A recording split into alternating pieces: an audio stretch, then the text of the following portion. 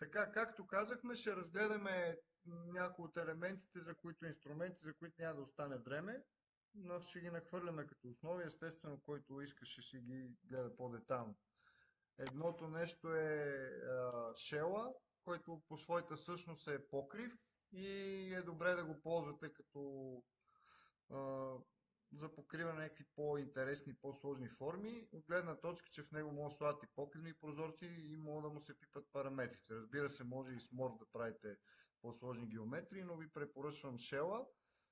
Той като настройки естествено е подобен на покрива, има структура, дали да е многослоен, двуслоенка, строителен материал. Общо ето три вида шелове имаме, след малко ще ги видим. Ротационен, такъв, който е с издължаване и по две формиращи линии. Тук въобще няма да се спирам как изглежда в план и така нататък, тия неща вече ги знаете. Първия вид е показваме му ширината и след това даваме някаква дължина, по която, извинявам се, т.е. трите вида shell има и различни геометрични методи. Отново максимално илюстративно програмата ги е показала.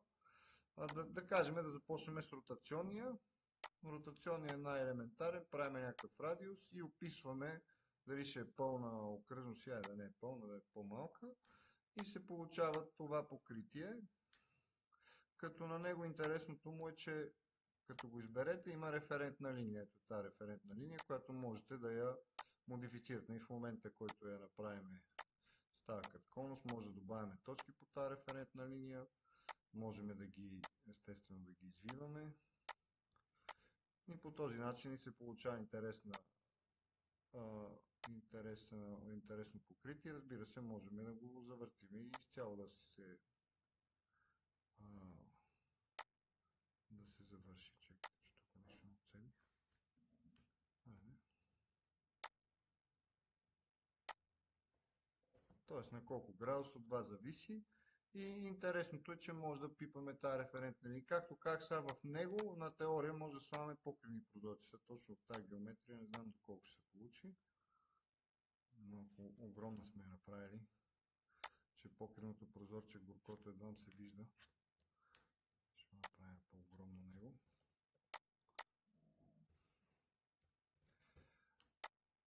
Така че това е предимството на шела от гледна точка, че е параметричен и могат в него да се поставят елементи и да му правите отвори и така нататък. Това беше единия геометричен метод. Другия е, първо задаваме самата профилна линия и след това го завъртаме по нея, казваме на колко градуса да се фиксира. И при ротационния е малко странен този геометричен метод и в случая той реално се построява, докато другия го направихме в план. Общо взето този е наобратно поставен в това. Има някакво манечко. Другото важно нещо и според мен е голямо предимство на шеловете е, че можем да ги въртиме в 3D, за разлика от покрива. Тоест може да има 3D ротация, но за целта препоръчвам да си направите едно купче, което да ви помага да избирате равнините, защото иначе е малко сложно. Може би по-голямо, защото всичките са ни огромни в момента. Какво имам предвид? Ето една плочка. Даже това е малко. Става новичка, стане по-дебела. Тоест избираме го, да кажем този, даваме Ctrl-E, което си е нормалния ротейт. Нормалният ротейт е да си го въртиме в план, където виждате къде не транспортира. Но като тръгнем да ротираме и можем по ето това нещо да дадем, ето виждате вече как се обърна самото транспортирче. Всъщност ще взема да ги изтрия, че нещо много огромни съм ги направил. Всъщност това може би си не трябваше. И направим малко по-манички, че съм прекалил. Ето го отново да кажем този ротационния шел. И този другия пак е ротационен шел, който да направим първо формиращата линия.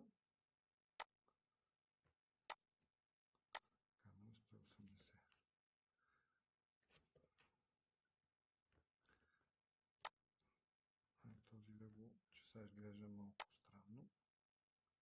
Него да го понаджиджаме. Аз как го наджиджах, никой не разбра.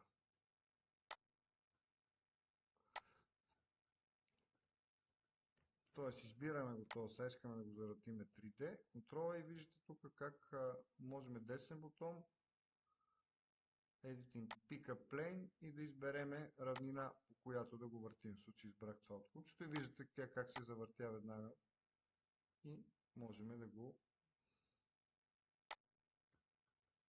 въртиме по нея. Така че това е готиното на Shell, че ето по тая да кажем искаме да го завъртиме. И си го въртиме в 3D. По същия начин да кажем ако искаме, може да се опитаме да си го изправим. Тоест това е голямото предимство на шеловете, че можете да ги въртите в пространството, което според мен е ценно. Това бяха ротационните. Другия шел, който пак имаме два варианта. Единия посочваме първо вектора, по който ще се екструдва и после посочваме профил. Тоест това първо е дължината, това сега тук е профил. Сега ще го видим. И отново по подразбиране профила винаги почва да бъде окръжност, но като го върна направо, буквално си става като плочка и вече можем да добавяме точки, да ги извиваме и така нататък, да го модифицираме както на нас ни харесва. Това беше единия метод. С другия метод първо правиме профила, т.е. първо правиме профила, по който ще го екструдваме и след това казваме дължината, по която ще се екструдне. Какво направих? Окей, само 300 дал. Т.е. ето я отново. С този метод просто го правим на 90 градуса завъртян. Т.е. този отново виждате, едното е подобно на стена, другото е подобно на плоча, просто са в различните равнини. Това беше с екструдването. И третия, който е така интересен, е с две формиращи прави. Първия метод е даваме профила на първата линия, кажем две точки, и после фиксираме и втората. Тоест, не го построих много красиво. Кажем, по-добре е една права. Да е по-лесно да го разберете, иначе може да правите всякакви неща. Отново по подразбиране, едната е права, другата е окръжност. Просто за да има... Но съответно отново можем да си...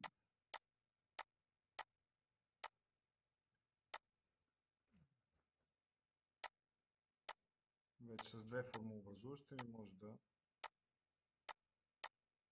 Този конкретно шел, тук има два вида за дали да са му ръбовете остри, т.е. свършите, или да са... Всъщност най-другото е по-удачно, едното е... Не съм много сигурен какво е, но ивите са по-остри. Като имате предвид, че той свързва точка с точка, така че трябва да внимавате при построението му. Тоест, особено при втория метод, който е да построяваме първо, т.е. да кажем, ето профил е такъв. Първа, втора, трета, четвърта точка. След това даваме отстоянието. И отново трябва да направя първа, втора, трета, четвърта, пета, за да може да ги свърже що годе адекватно. И в обратен случай може да ги, ако ги преплетеме, няма да се получи много добре. И тук са отново вече мога ги местим и в план и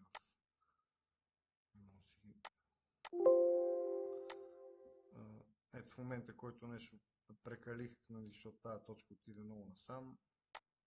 Затова може би не е много хубаво в 3D да ги правите тия работи, но по-добре в план да внимавате да не прекалите с сложните геометрии.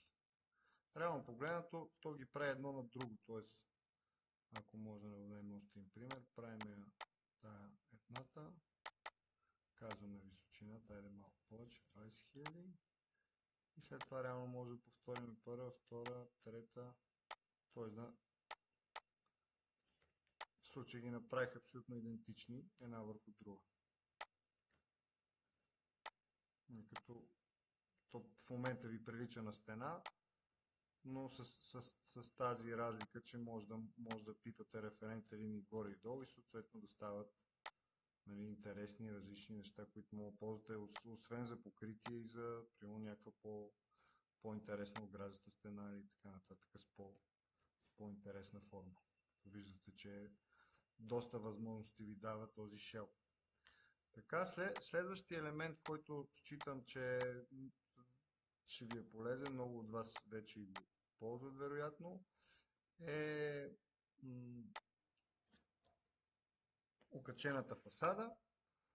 Тя има няколко основни елемента. Първо е схемата, като в схемата показваме елементите, които се повтарят. Реално погледна, в момента съм оставил само един, поне съм в милиметри, 30 на 90. Когато добавяме допълнителни елементи, би било логично те да са различни, защото иначе програмата така или иначе повтаря. В зависимост от дължината, която ще направим окачената фасада. Т.е. схемата не фиксира дължината и височината на окачената фасада. Ние ги фиксираме в план, правейки колко ще бъде дълга и съответно тук казваме пък колко да бъде висока. Т.е. схемата в случая 30, няма никакъв смисъл да повторя 5 елемента по 30, защото те ще си така не се повтарят. Т.е. смисъл е, ако ги правим различни. Т.е. да има някаква градация, за да има смисъл от тази схема. Аналогично остава и за височината. Т.е. аз сега като съм дал, че е 6 метра фасадата, ако ми е 1 метър това нещо и то е 10, извинявам се, ако е 1000, примерно ако е 1 метър, то се повтори 10 пъти. Ако искаме някакво различно нещо, тогава тук го обвеждаме, примерно да имаме едно 50, после да имаме едно 2 метра, за да стане нещо интересно. Другото важно нещо са панелите. В момента всичките са един вид, както виждате, някакви дървени съм ги задал. Едното е distinct, т.е. различния панел, другото е main панел, който пък ще бъде повечето в случаи от стъкло. Естествено, може да сменяте тези материали. Тук където са панелите, имаме основния панел какъв материал е и този различния панел какъв материал е. А другото важно нещо на схемата е тези профили, които можете да ги триете, за да ги няма, ако не ви харесват в някакъв момент. Примерно да няма ограждащи профили вашата окачена фасада.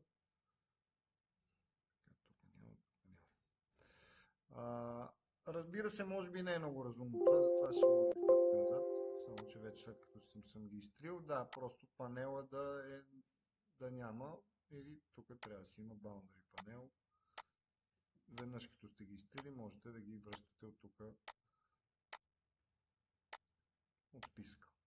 Нека си има ограждащи панели все пак, за да видим как можем да ги променяме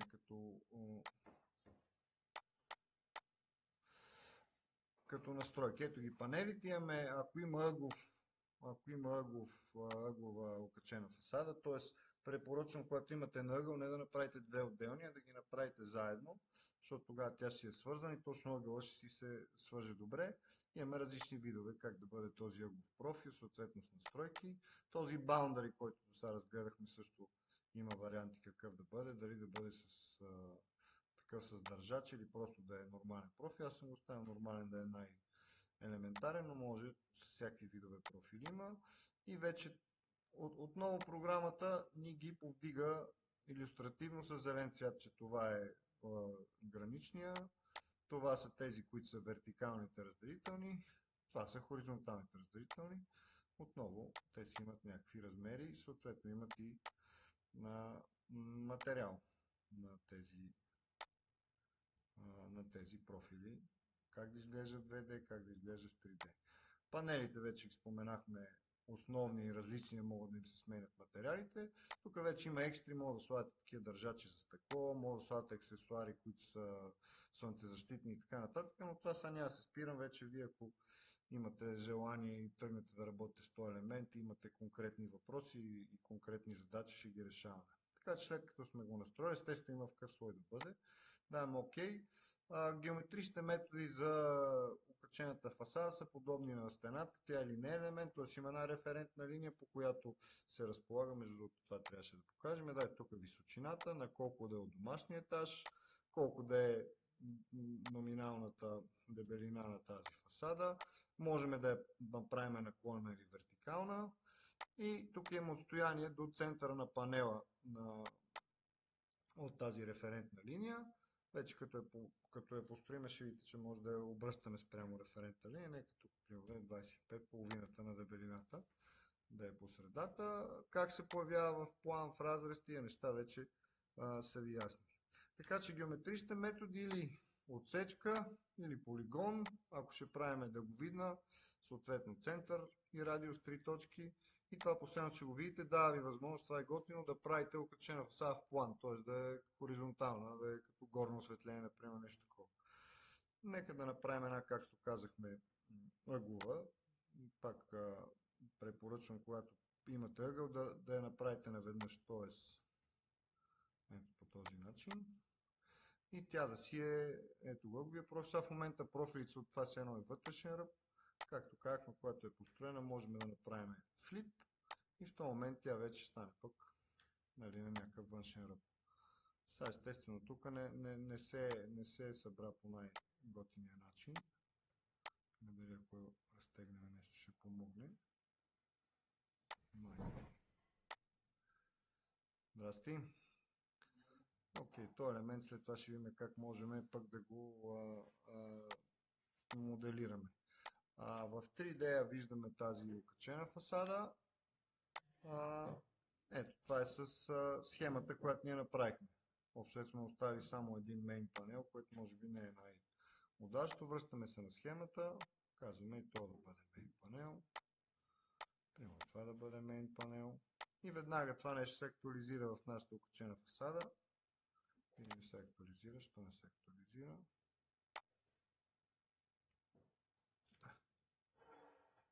Много интересно. Това е мейн панел.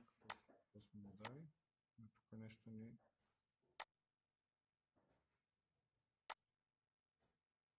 Окей, не някакъв бък имаше, но ето вече се отрази тези, които на схемата показахме, че ще бъдат основен панел, в случая стъкло, станаха стъклени. Подобно на стълбата и на парапета имаме отделно бутонче за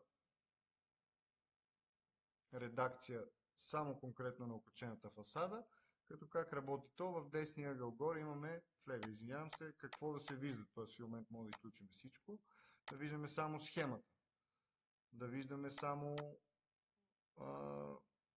профилите, да виждаме само панелите, вече те допълнителните неща, които коментирахме, може да слагаме, които в момента ги нямаме. За да започнем от схемата. Това, което ще ви върши работа е ограждащата контурна на нашата окачена фасада. На ниво подобект можем да я модифицираме, да добавяме точки, естествено може и да извиваме, макар че спрямо растъра тя ще се модифицира, т.е. няма да направи, като дадем финал на това ще видите, че всъщност си направи окей. Така че това вероятно често ще ползвате да правите подобни неща с контура на вашата окачена фасада. Грида, другото, което може да направим, можем пък да го завъртиме. В случая мисля, че хванах само вертикалите.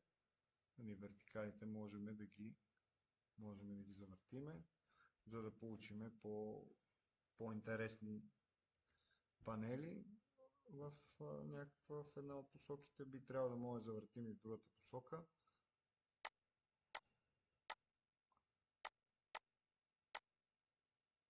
Само че тук не знаем защо. Архитект Киркова ще ми помогне. Можем да местиме конкретни панели, конкретни разделители, но не ви го препоръчвам. Как мога да го вратнем и на другата страна? Би трябвало да можем. Да, може да се приближиш да виждаш. Идеята е да завъртиме панелите, по помощ от приятел, на грида. Нали би трябвало да може да се върти целия. То може би трябва панела да селектираме. Не, да, аз грид искам да завърта. Не, въпросът е, че като съм тук горе, ми дава да върта само, ето въртиме само вертикалите. Би трябвало да може да въртим и само хоризонталите. Ага, ето как сме на тях, сега би трябвало да ги въртим и хоризонталите. Еми, да, окей. Можете да ги въртите и хоризонталите, и вертикалите, но да, както архитект Киркова спомена, не е чак толкова често използвано, но можете да го използвате. Всъщност сега се сетих какъв е проблема. Проблемът е, че сме направили ъглова или така наречената чейн окачена фасада, т.е. за да се случи това, което се опитвам да ви покажа и се чуда тук, що не се получава с архитект Киркова, се чудим и маеме, трябва реално да това е възможно само ако направим просто, т.е. само с една отсечка окачена фасада, ето например тази. Сега ще селектираме нея, да я видим в 3D. Отново отиваме на Edit, оставяме да се вижда само грида. И вече тук трябва да избрам грида, избираме го веднъж. С второ кликане с Mercedes се появява контекстно меню. Вече виждате, че имаме опцията, освен да въртиме само хоризонталите, имаме и опция да завъртиме целия грид. Също би трябвало да из вертикалите.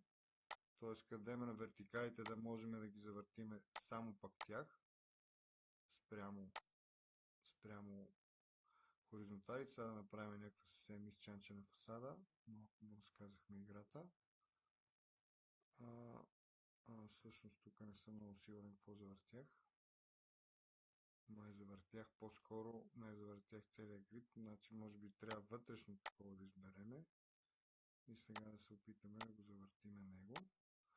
Да, и вече виждате, че спрямо би трябвало да се получат са интересни ъгли, които да са и двете са завъртени. Да, ето и едните са завъртени, другите са завъртени. Съответно даваме стъпки назад, за да си върнем нещата в нормалното положение. Или пък ако искаме отново от контекстно меню, може да завъртиме вече и двете направления, като те захващат, т.е. остават си ортогонални помежду си, но да стават настрани. Така естествено може да направите по-интересна, наклонена под някакъв ъгъл, растер и въобще конфигурация на вашата окачена фасада.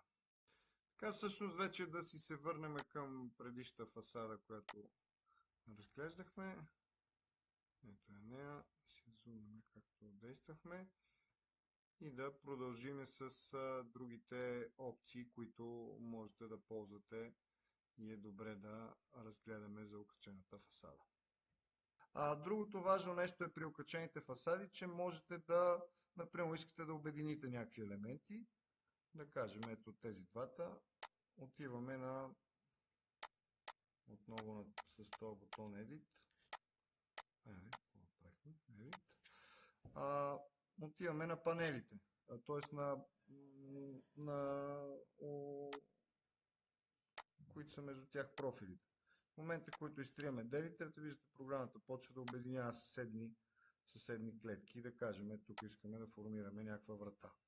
Не обединяваме го, след това пък може да изберете само конкретния панел и вече да смените вида му. В момента той си е просто панел, тук има прозорци, врати, шахти и така нататък. Да кажем, тук ще внедрим една врата. Тук да кажем, на този панел ще внедрим пък някакъв прозорец. Някакъв double window. И по този начин може да си модифицирате окачената фасада. Друго важно нещо, което трябва да споменеме е с този геометричния метод, който е третия. С Escape излизате от тази менюто, което е специализирано за редакция на окачената фасада. Имаме в също това нещо, само че да е в план.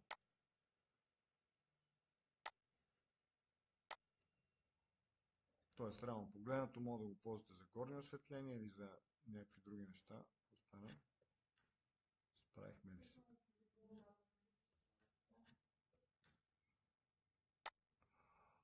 Аха, разбрахте, трябва да си го завърша. Аз исках да си направя. Да, окей, тук трябва да си го изчертаете. Египетската цялото не може да го изложиме да е. И в този момент вече имаме и случая на пода. Може да дигнем естествено. Да сложим да отгоре. Подобно на шела, можем да я завъртим и нея в 3D. Само да остава. Не, обаче ще ми трябва купчето. Добре, бая купчето направя. Тоест, отново, Ctrl E, даваме Editing Plane, Pick a Plane и взимаме равнината, която е тук от купчето и съответно я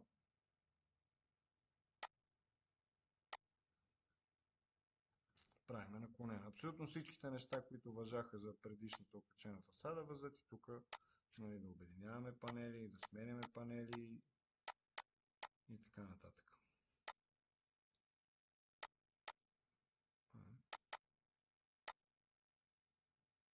Само, че нещо не е толкова лесна редакцията по някаква причина. Защото е наклонена, може би не мога да ги оцеля. Отново може да си изберете конкретен панел. Сложите някаква вентилационна решетка. Така, това беше окачената фасада. Отново повтарям, когато вие почнете да работите с нея и имате конкретни въпроси, сигурно ще изкочат много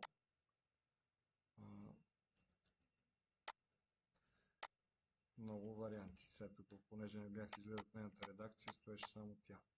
Така, последното нещо, но не по-важно, са комплексните профили, които вероятно някои от вас също са ползвали, но те са много полезни за различен вид по-сложни геометрии. Ще дадем един пример, да кажем една стена, на която искаме да й направим завършека с някакъв борд. Ето да кажем, нека сложим една стена, да кажем някаква тухлена стена. Structural, да кажем да е широка 25 см.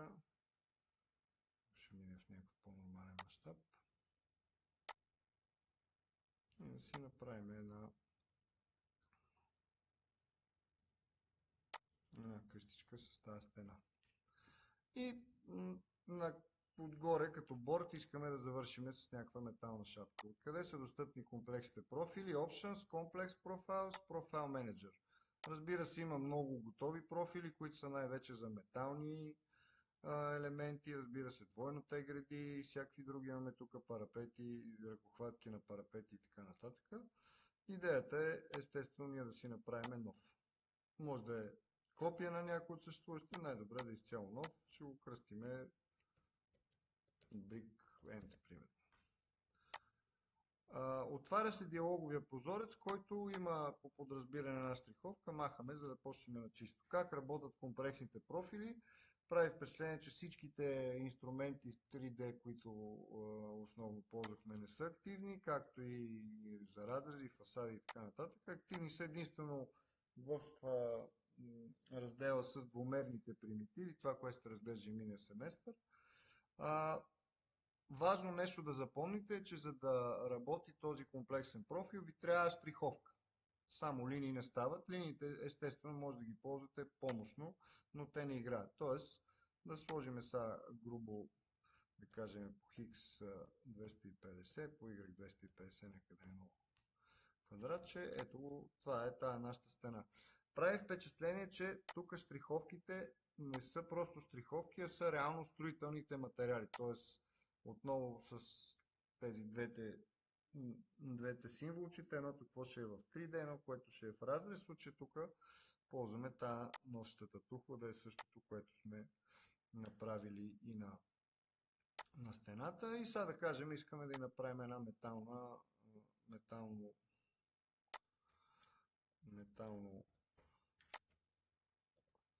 шапчица, примерно на отстояние 10 мм. Ще го сложи тук това отстояние. Ще видите, после ще ги стрия тия чертички и ще си начертаем една метална шапка. Тоест тия линии тук сега ще ги офсетнем. Примерно да е 2 см тази метална шапка. И отново от вида штриховка, вече тук си избираме някакъв метал. И го слагаме и този. Както казахме, линиките може спокойно да ги затриеме, те не ни трябват. Сега това е метално, това е тухло. Много важно е да изберем с кои елементи ще го ползваме след това комплексен профил. Ако е конкретно само за стена, може да оставите стена. Аз ви препоръчвам винаги да го избирате всичките възможности, с които да го ползвате. Не, че ще правите такъв парапет, ама кой знае. Даваме сейф и този наш комплексен профил е запомнен. Отиваме в план и тук където са стените. Сега дали ще е пак стена или града, това вече вие си преценявате. Ето да кажем, че ще е града.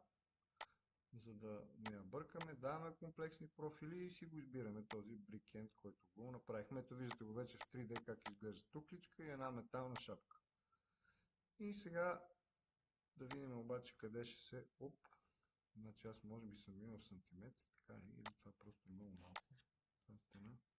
Колко е дебело? Да, окей, просто аз тук съм объркал нещата и стеничката просто беше много малка, защото е в сантиметри.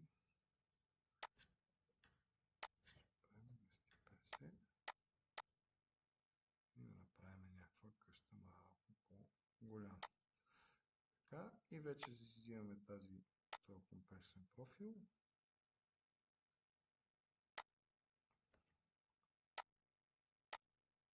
Защото ме мързи естествено. Трябва да се оптимизира всичко. Но тук не съм, май не мога да обърна, значи трябва тук не съм. Айде.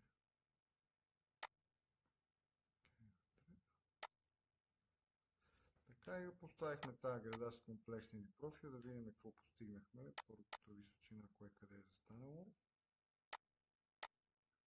Тази стеничката къде ни е, бе? Стеничката ни е много нисичка.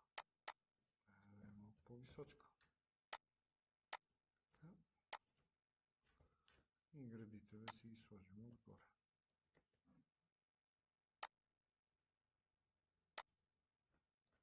И рано погледнато, с една страната продължава, но си имаме и този метален борд. Може би не беше много умно да е отворен контур.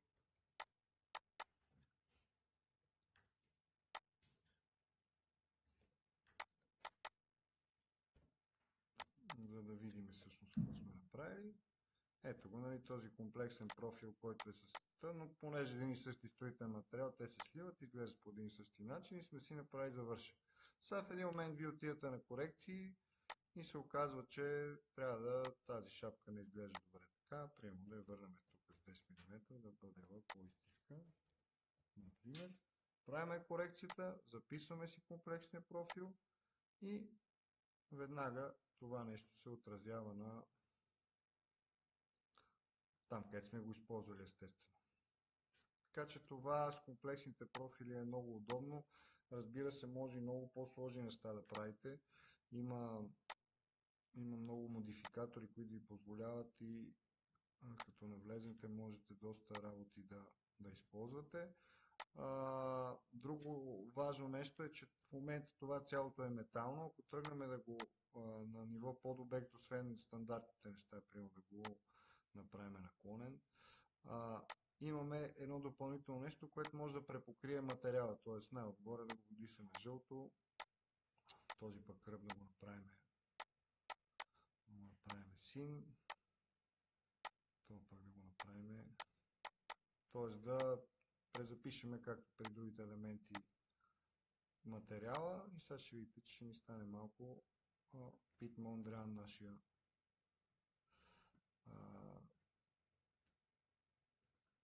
борчето ни от метал. И естествено виждате, че се наклони.